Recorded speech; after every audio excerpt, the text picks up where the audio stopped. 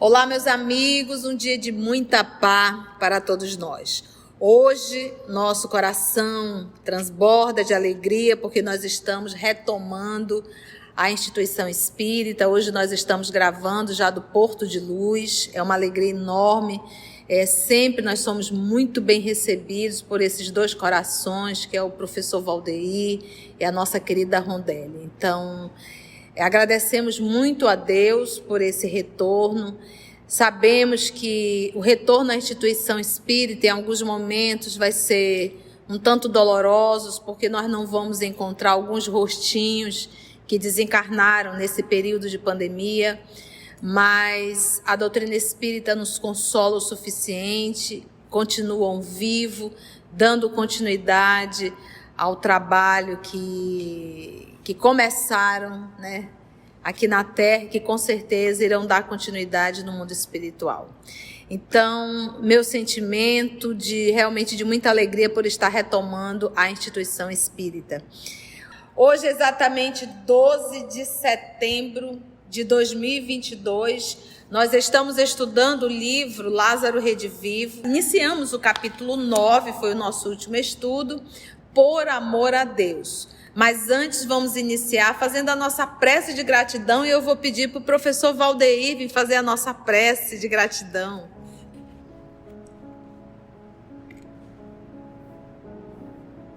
E assim, queridos irmãos, corações queridos, encarnados e desencarnados, é com muita alegria que mobilizamos os melhores sentimentos para agradecermos a Jesus, o nosso Mestre querido, por esse momento tão especial da nossa existência física, em que voltamos a nos reunir presencialmente no Porto de Luz, com a orientação de nossa querida irmã Conceição, para o estudo de 3 obras tão importantes, tão significativas, de elevada espiritualidade.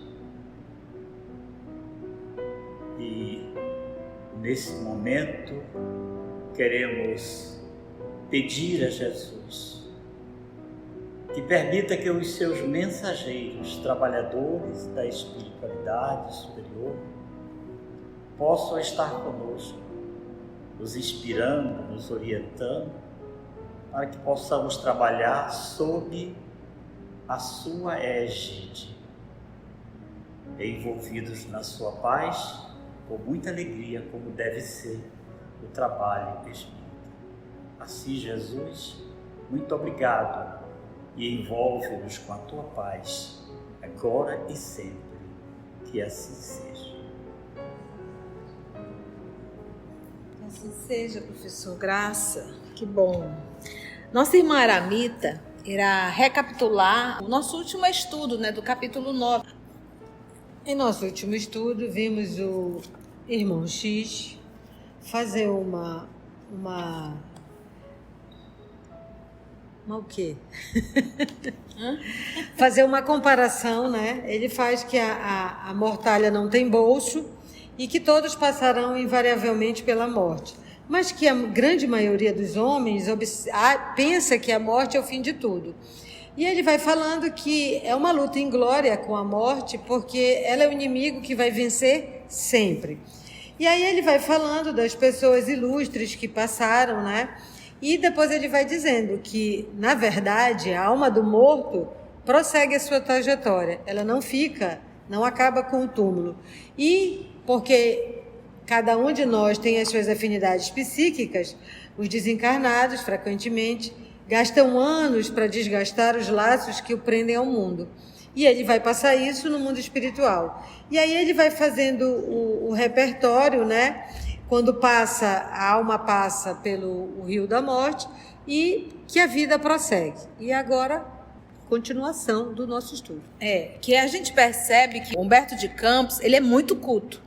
A gente, de repente, pegou Lázaro Redivive, e cada texto que a gente lê é uma surpresa, porque ele é de uma intelectualidade que está acima. Eu, particularmente, estou me rebolando para fazer esse estudo, porque a gente tem que fazer muita pesquisa. Eu fazendo um estudo do capítulo, já do capítulo seguinte, eu me senti um pouco no livro A Caminho da Luz. Porque o livro A Caminho da Luz, ele é um livro que você tem que fazer muitas pesquisas. É um livro fino, mas de muito conteúdo lá dentro.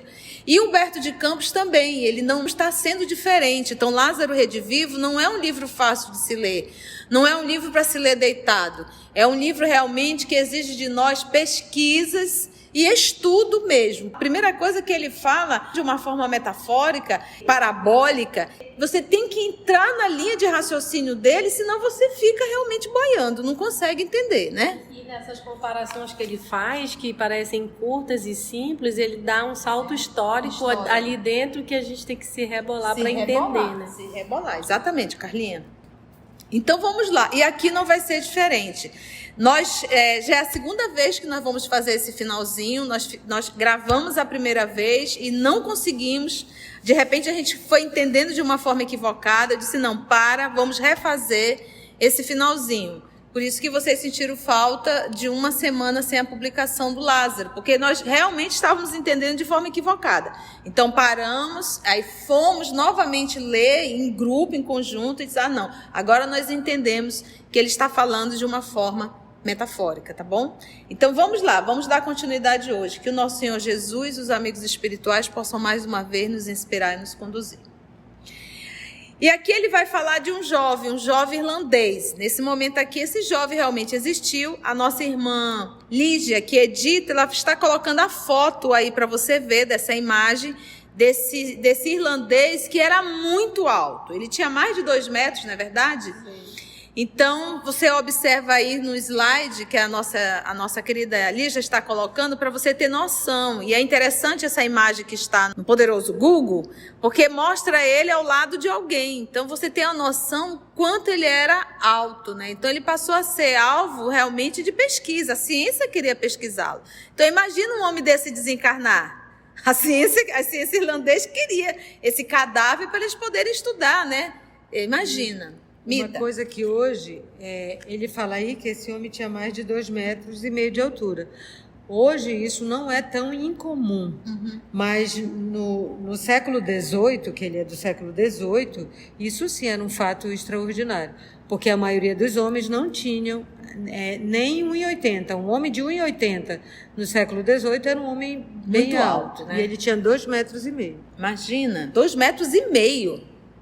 Olha só, existia um jovem irlandês, diz Humberto de Campos, de nome Cornelius Magrad. Ele morreu aos 22 anos, com a estatura de mais de 2,5 metros. Mais de 2,5 metros. Não era 2,5 metros, era mais de 2,5 metros. Era muito alto, gente. Tendo despertado muito interesse da ciência pelo seu caso de gigantismo.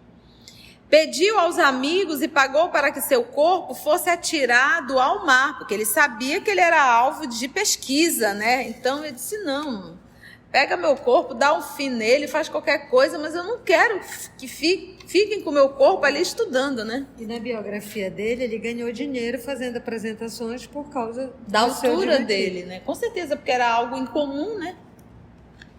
Então, o que ele fez? Ele pagou para que seu corpo fosse atirado ao mar, quando a morte lhe arrebatasse a vida. Todavia, malgrado o seu desejo, né, apesar do que não era o que ele queria, a medicina da Inglaterra adquiriu-lhe o esqueleto, que foi conservado atenciosamente na Associação dos Cirurgiões de Londres, com o objetivo de estudo. Então, aquilo que ele queria que não acontecesse, acabou acontecendo. Aí agora a gente vai entender por que Humberto de Campos trouxe esse material. A primeira coisa é a gente entender que Humberto de Campos, vamos lá, só lembrar um pouquinho, ele nasceu em 1886, Humberto, e ele desencarnou, olha, nota isso, em 5 de dezembro de 1934. Ele desencarnou no finalzinho ali do ano de 1934. Acho que ele estava com 20 e poucos anos, ele já assumiu uma das cadeiras lá como literato. E ele foi também deputado. Então ele era um homem muito conhecido, muito falado. A escrita de Humberto de Campos era algo assim muito conhecido realmente naquela época. E aí, como ele desencarnou em 5 de dezembro de 34, em 27 de março de 1935, em Pedro Leopoldo, ele fez a primeira psicografia. Então nós estamos falando de 4 meses de desencarnação. Então, Humberto de Campos não era alguém que estava fora daquele movimento contemporâneo, ele era daquele período. E quem estudava Humberto de Campos, quem lia Humberto de Campos, os próprios escritores da academia questionaram muito se aquilo que se assinava como Humberto de Campos era Humberto de Campos. E é isso que ele vai questionar. O que aquele povo queria naquela época? O que os seus colegas queriam? Queriam que ele escrevesse da mesma forma que ele escrevia quando estava encarnado. Até porque ele duvidava do espiritismo e da sobrevivência da alma. Inclusive de Deus. Então, de repente, ele dizia assim, não, mas esse aqui não é Humberto de Campos. Falando de Deus, falando de amor, falando de caridade, falando de Jesus... Isso não pode ser Humberto de Campos. Mas o que a gente tem que entender? Que quando nós estamos encarnados, a gente pega bem o livro Renúncia. Lembra quando o Antênia estava falando com Alcione? O que ele disse? Que ela iria reencarnar? E o que significava entrar no corpo? Além do esquecimento, o corpo físico, a condição física nos traz alguns tipos de comportamento. A necessidade do reconhecimento, a carência afetiva. Olha que interessante que a gente não para pensar, mas isso está ligado à condição física. Então, quando a gente sai do corpo, a gente não pensa mais, obviamente, que isso vai depender do nível de cada espírito. Mas a partir do momento que a gente sai do corpo e que a gente se identifica na condição de espírito, muita coisa toma um outro sentido dentro da gente. A gente não pensa mais como personalidade Conceição. Algo desperta dentro de nós, porque a gente passa a ter a consciência espiritual. E isso aconteceu com Humberto de Campos. Então, escrever como aquele escritor Humberto de Campos, é como ele diz, seria escrever de uma forma pequena e curta. Mas escrever como Humberto de Campos espírito, isso sim seria muito maior. Então, nesse texto dele, ele questiona, ele diz, poxa, eu estou trazendo o que tem de melhor e vocês querem o que tem de pior? Por quê? Porque eles queriam que Humberto de Campos escrevesse como o escritor Humberto de Campos e não como o espírito. E ele disse, poxa, eu estou trazendo algo muito melhor e vocês querem que eu fique falando das vísceras, né? Ou seja, como um encarnado. Então, por isso ele entrou agora nessa parte bem metafórica, né? Vamos lá, então? Em 1919, ele ingressou na Academia de Letras. Então, gente, se ele encarnou em 86, esse rapaz tinha 33 anos. E essa primeira mensagem que ele psicografou, que foi em 1935, 27 de março, foi a palavra dos mortos. Então, vamos lá. Então, o que ele fala? Que, todavia, apesar do seu desejo, a medicina da Inglaterra adquiriu-lhe o esqueleto que foi conservado atenciosamente na Associação dos Cirurgiões de Londres com o objetivo de estudo.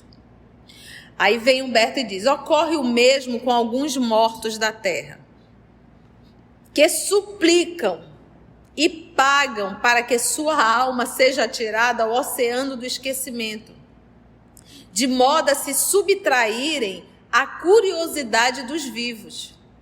Mas a redenção, e redenção é resgate, exige o contrário. Então, é como se ele dissesse assim, olha, o meu desejo era sumir do mapa. O meu desejo era sumir, eu estava cansado, porque realmente a vida de Humberto de Campos, até como deputado, até o exílio ele teve que sofrer. Não foi fácil a vida dele aqui na Terra, foi de uma luta muito grande.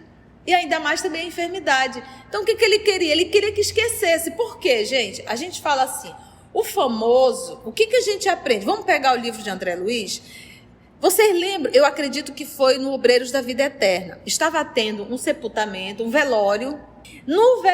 Ali no velório, simplesmente começaram a falar de alguém que já tinha desencarnado, um assassinato, alguma coisa parecida. Quando começaram a falar disso, o espírito, porque já estava desencarnado, né? Começou a falar, o espírito apareceu ali bravo, brigando, dizendo que ele não era o assassino. Então, o que a gente percebe? O que a gente aprende? Evocar é falar. Uma vez que você fala, você evoca. Então agora imagina uma pessoa conhecida desencarnando. Quantas pessoas não falavam de Humberto de Campos? E o cidadão querendo desencarnar, querendo ficar tranquilo, não dava. Então você imagina essas pessoas assim muito conhecidas. Se não tiver uma moral muito boa, é pior ainda. Entende? Então é isso que ele está falando aqui. Mas ele diz assim, olha, que sua alma seja atirada ao oceano do esquecimento. Me esquece, povo. Deixa eu sossegar aqui. De modo a se subtrair a curiosidade dos vivos. Mas a redenção, ou seja, o resgate, exige o contrário. E o espírito semi-liberto, porque está semi-liberto, né? Permanece por tempo indeterminado na vizinhança dos homens, atendendo muitas vezes a imposições estranhas à sua própria vontade. Ele queria ficar? Não. Aqui ele está dizendo, eu não queria ficar não, mas algo me obrigou a ficar. E ele usou o termo aqui, resgate. Então não é à toa que Humberto de Campos ficou psicografando. Tinha coisas a fazer, tinha coisas a resgatar. E ele resgatou isso fazendo esse trabalho com psicografia. Porque, poxa, não seria muito melhor ele ir para Colônias, estudar, ir embora, não ter nem acordo com esse pessoal daqui? Maravilha! Mas não, você desencarnar, ainda permanecer trabalhando com os encarnados, porque vocês lembram que ele passou. O Chico é que o diga, né? E foi difícil para ele e para o médium, né? Para o médium, o Chico, eu acho que 9 ou 10 anos depois, já ele psicografando, foi quando houve o processo, né? O caso Humberto de Campos, que aí os dois decidiram tirar o nome e aí começar a assinar Irmão X. Porque a família se achou no direito. Direitos autorais. Dos direitos autorais do livro. Vendia muito, né? Você sabe que Chico Xavier, se eu usar esse termo escritor, né? Que mais vendeu no Brasil e quiçá no mundo. Porque quem escreveu 400 e poucas obras, né? Aqui encarnado? Não tem. Aí ele diz, muitas vezes atendendo a imposições estranhas à sua própria vontade. Aí ele vem agora de forma metafórica.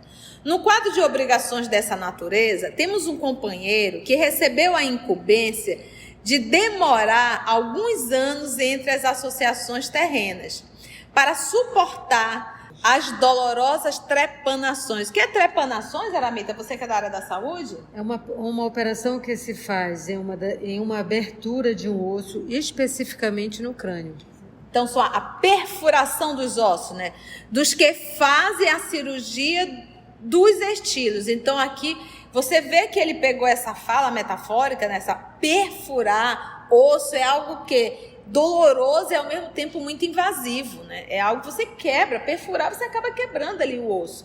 E aí ele colocou que para suportar, né, que ele fala assim, olha, ele recebeu a incumbência, esse amigo, né, ele coloca na segunda pessoa, de demorar alguns anos entre as associações terrenas para suportar as dolorosas perfurações dos que fazem a cirurgia dos estilos, né? Aquela coisa de você pegar o texto aqui,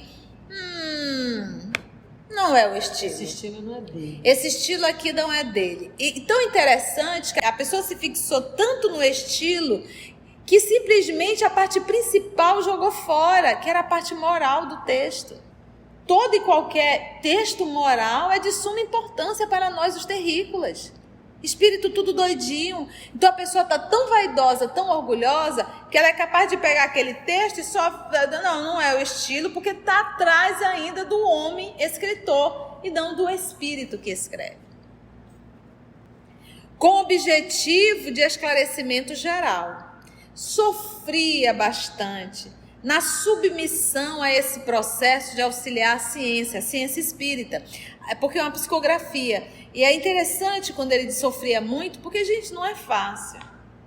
Você está ali, está se esforçando, está escrevendo, está um médio legal e o povo a bom criticar. O que dá vontade de você fazer? Quer saber de uma coisa? Eu vou escrever mais não, vou embora.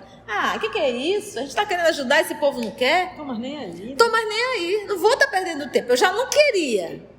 Porque ele deixou bem claro que foi um processo de uma imposição, né? Ele já não queria, é uma imposição. E o povo ainda fica com esse mimimi todo, aí fica difícil. De esclarecimento geral, sofria bastante na submissão a esse processo de auxiliar a ciência. Porque nem todos os cirurgiões o examinavam com precisa asepsia espiritual. Você vê que ele está misturando aqui a parte física com a parte espiritual. Porque aqueles que iam avaliar a psicografia, como ele coloca aqui, ele usa o termo, examinavam com a precisa asepsia espiritual. Examinavam aquele texto, mas não tinha absolutamente nenhuma higiene espiritual, entendeste? Não tinha conduta, não se ocupava, né? Nem se preocupava, não se ocupava com o lado moral daquele texto. Queriam achar ali Humberto de Campos, né, Carla? E eu fiquei imaginando que por tudo que aconteceu, da história que a gente ouviu, também o deboche, a falta de respeito, então tudo isso deve ter doído para a dupla, né? Tanto o Chico quanto para ele. Então isso também deve entrar nessa asepsia espiritual que ele está falando. E eu até acho também, Carlinha, por exemplo, o Chico, ele sabia, também pode até saber, porque Chico era um médium assim que estava em dois mundos todo o tempo. Mas eu imagino o Humberto de Campos acompanhando essas pessoas. Que deviam ter sido colegas. Entendeste? Imagina na academia, o Tititi que foi na academia. Os intelectuais, porque aqui quem faz a cirurgia são médicos. Então ele não pegou o vizinho da esquina. Então ele está dizendo assim, alguém que estudou, que sabe fazer a perfuração. E eram os iguais dele. Né? Iguais. Na submissão a esse processo ele asepsia espiritual, mas obedecia, satisfeito, consciente de cooperar na solução de grandes problemas do destino e da morte. Né? Eu estou aqui, eu vou lá, vamos trabalhar sobre esses problemas do destino do espírito e da morte, né? Porque esse era o propósito dele, era trazer. Por isso o nome do livro é Lázaro Redivivo, mas é aquele que vive no mundo espiritual, aquele que continua vivo. No desenvolvimento de seus mistérios, todavia, foi assaltado pelo incoercível, ou seja, irreprimível desejo de revelar-se aos amigos de outro tempo, sabe? Gente, sou eu, que é isso? Vocês não estão reconhecendo? Sou eu, né? Irreprimível desejo de revelar-se aos amigos de outro tempo. Encasulados na carne, presos, isolados ali na carne. E, para tanto, começou a escrever-lhes páginas sentidas de carinho e saudade, vazando-as, né, ou seja, imprimindo-as com o sentimento de seu coração. Seus companheiros antigos, porém, não lhe compreenderam as novas disposições. O que é isso? Humberto de Campos, cheio de florzinha, rococó, cheio de afeto. Não, isso não é Humberto, né? Uniram-se aos intransigentes cirurgiões da literatura, né? Intransigentes cirurgiões da literatura, e exigiram que o desencarnado viesse atendê-los, tal qual vivera no mundo. A gente pode até receber, mas eu quero aquele Humberto de Campos. Entende? Eles queriam aquele Humberto de Campos. No mundo cheio das enfermidades e idiosincrasias, ou seja, características que são originadas dos vários agentes físicos que lhe determinava a organização psíquica defeituosa. Porque, gente, a gente pensa como humano. Quando a gente vai para a condição de espírito, que a nossa ficha cai, vê André Luiz, a gente começa a olhar realmente para a nossa condição física e ver que foi totalmente defeituosa. Faltou muito. Vaidade, orgulho, inveja, ciúme, maledicência. Eu vou parar por aqui para a gente não chorar. Mas não é verdade? Dos vários agentes físicos que se lhe determinava a organização psíquica defeituosa. Sensível e afetuoso, ele lhes entregou os pensamentos mais nobres. Porém, os amigos reclamaram-lhe as vísceras mais grosseiras. Poxa, eu estou trazendo algo espiritual e tu quer algo físico, orgânico, visceral? Trouxe-lhes as ideias novas que lhe banhavam o íntimo. Entretanto, requisitaram-lhe as velhas fórmulas que, noutra época, lhe encarceravam o ser. Dedicou-lhes a expressão mais alta de sua vida espiritual, mas pediram-lhe a revelação da vida mais baixa. Como se ele dissesse assim: eu quero ser um homem espiritual, e eles exigem que eu seja um homem carnal. Entende? Como eu era. Então, quando ele fala de vísceras, ele está falando aí de organismo, da vida dele de encarnado. Na época, então, ele escrevia como um ser espiritual já. Mas tia, mas quando a gente sai do corpo, a senhora costuma dizer que a gente não muda. Quando a gente sai do corpo, a gente continua com as mesmas paixões, com os mesmos sentimentos, com tudo. Agora, se eu pegar Humberto de Campos, ele era um homem moral? Não era. Devasso? Não era. Era um homem da literatura, um homem que estudava, inclusive ele foi deputado também na época, era um homem que lutava. Só que a gente sabe que os títulos nos envaidecem. E uma encarnação, uma vida, a gente pensa como um humano. Por que o cuidado de Antênio com a encarnação de Alcione? Alcione não é fácil. Você tem certeza que você quer ir, você vai se revestir de um corpo físico, material. A Carly tem determinados pesos. Isso vai te fazer sentir. Fala, Carlinha. E a gente é inserido num contexto histórico, cultural, social, Sim. que às vezes a gente se engana e sai pelo viés materialista, que não crê em Deus, ateu. E ele passou por isso. E quando a gente se depara com uma realidade espiritual lá presente, isso muda tudo para ele. E uma outra Foi coisa, só um desvio de rota. que da primeira psicografia de 35, aqui já passaram 10 anos. 10 anos. Já está em 45. Isso aqui é mais difícil. Ele já está trabalhando bastante. Exatamente. Não é a primeira, né? Lembra? Por isso que nós trouxemos. A desencarnação dele foi em 1934. Dezembro de 1934. Então imagina o coração como estava, né?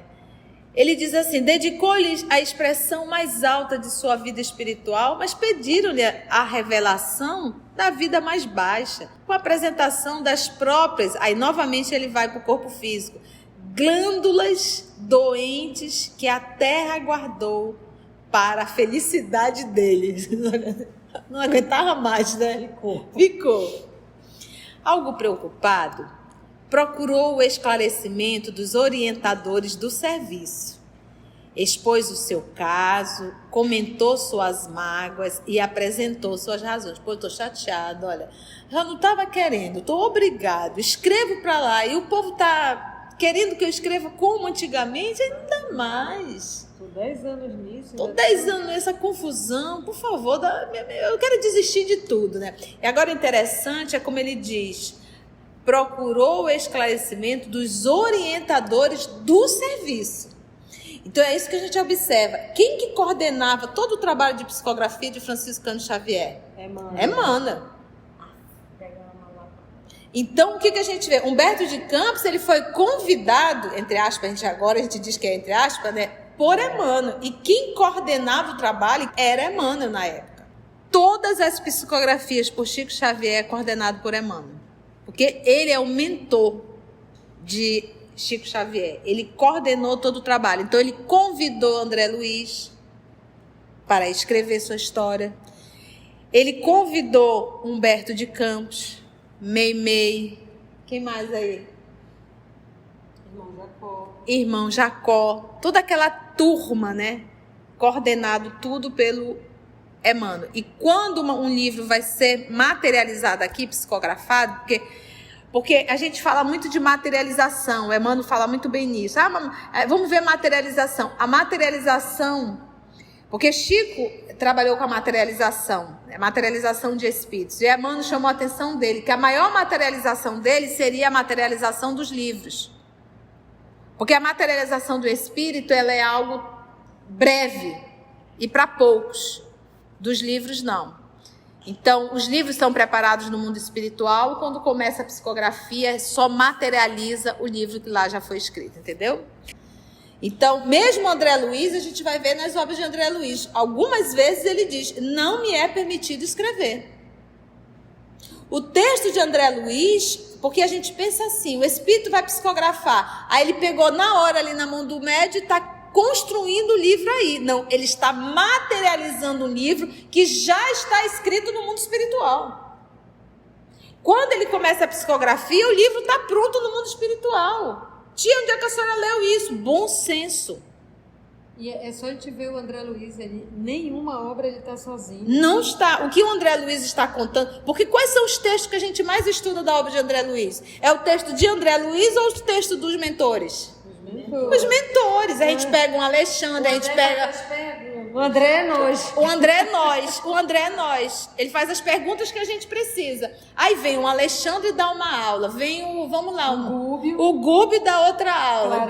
Clarence dá outra aula. Tem mais gente. Hilário. Ou seja, são esses espíritos superiores. Pode ver o nosso estudo, quando a gente vai pegar, a gente pega um texto desse, a gente fica, às vezes, semanas numa resposta que um Alexandre dá. Não é verdade? Então, ainda assim, todo esse material, o texto, o livro está pronto, agora vamos levar para a Terra, vamos materializar para a Terra. E aí vem a psicografia e é uma corrida só. Então, o pessoal diz assim, mas tia, Humberto de Campos não conheceu Jesus. A pessoa acredita, né? Como é que ele pode? Gente, arquivo do mundo espiritual. Então, Humberto de Campos se preparou no mundo espiritual, preparou o texto, porque ele sabe escrever a história, ele sabe escrever. Olha, está aqui a história de Jesus, é essa. Agora, escreve isso para a Terra. E a gente, à medida que a gente vai lendo Humberto de Campos, ele consegue transportar a gente para dentro da história, não é verdade?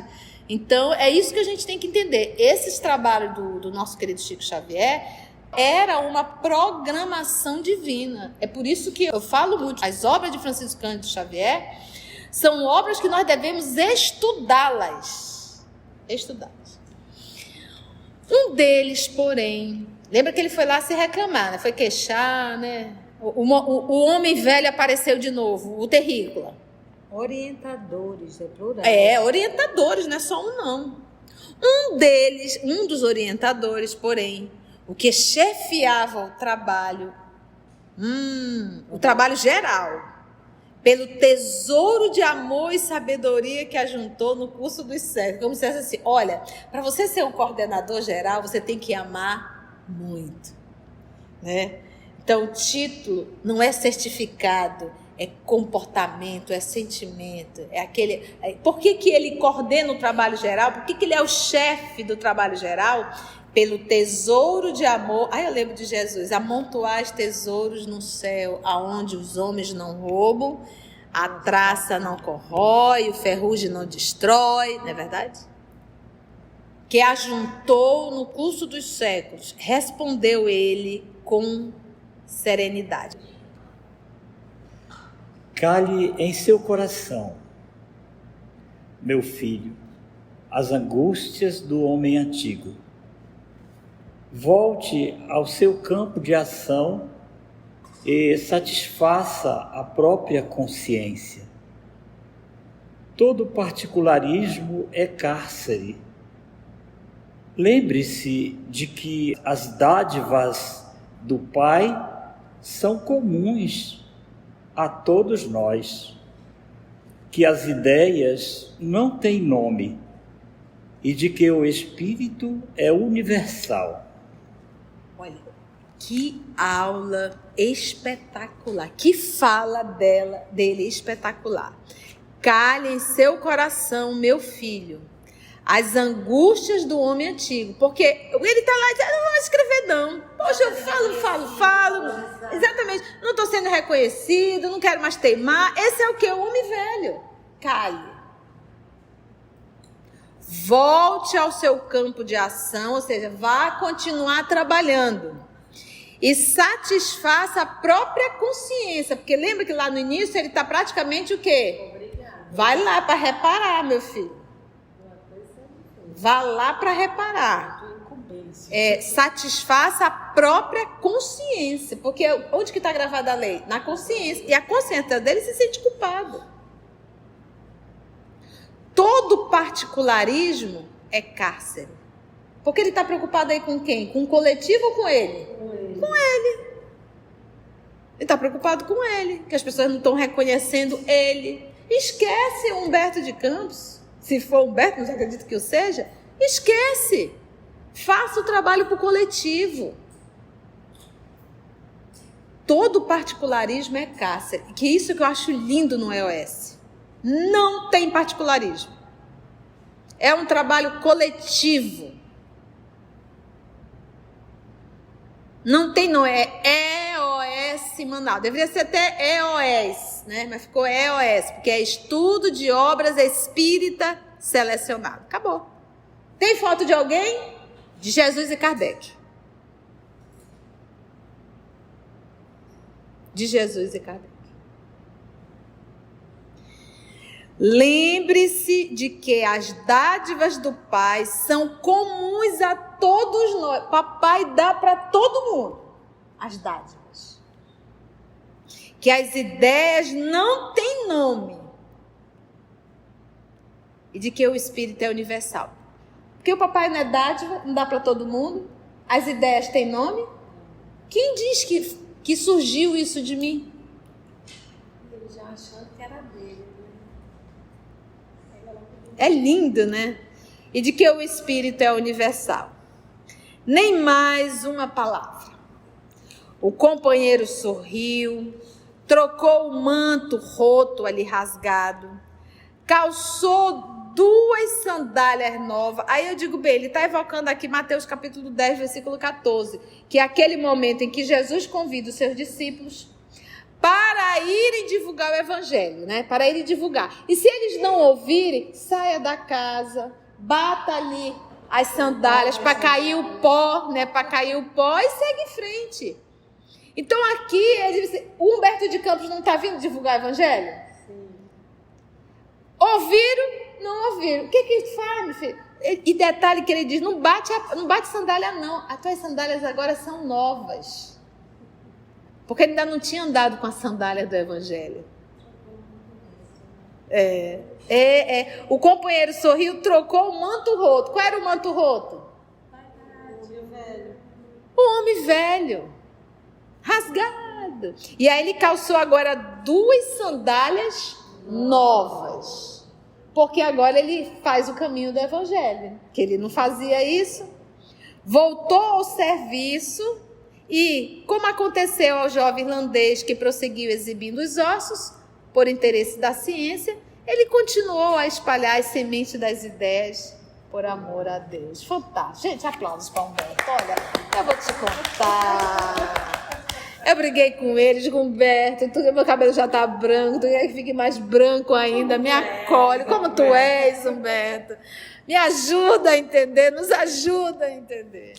Mas olha, muita gratidão, isso nos ajuda a refletir, a aprender cada vez mais. E o nosso próximo estudo, se Deus nos permitir, no capítulo 10, iremos estudar o texto intitulado O Diabo. Antes de orarmos em agradecimento, vamos ouvir algumas considerações da tia que destacamos neste estudo para a reflexão dos ensinamentos. Vamos aos destaques da tia? Além do esquecimento, o corpo físico, a condição física nos traz alguns tipos de comportamento. A necessidade do reconhecimento, a carência afetiva. Olha que interessante que a gente não para pensar. Mas a partir do momento que a gente sai do corpo e que a gente se identifica na condição de espírito, muita coisa toma um outro sentido dentro da gente. Que a gente passa a ter a consciência espiritual. Evocar é falar. Uma vez que você fala, você evoca. Então agora imagina uma pessoa conhecida desencarnando. Porque, gente, a gente pensa como um humano. Quando a gente vai para a condição de espírito, que a nossa ficha cai, vem André Luiz, a gente começa a olhar realmente para a nossa condição física e ver que foi totalmente defeituosa. Faltou muito. Vaidade, orgulho, inveja, ciúme, maledicência. Eu vou parar por aqui para a gente não chorar. Mas não é verdade? Imoral? Só que a gente sabe que os títulos nos envaidecem. E uma encarnação, uma vida, a gente pensa como um humano. A carne tem determinados pesos.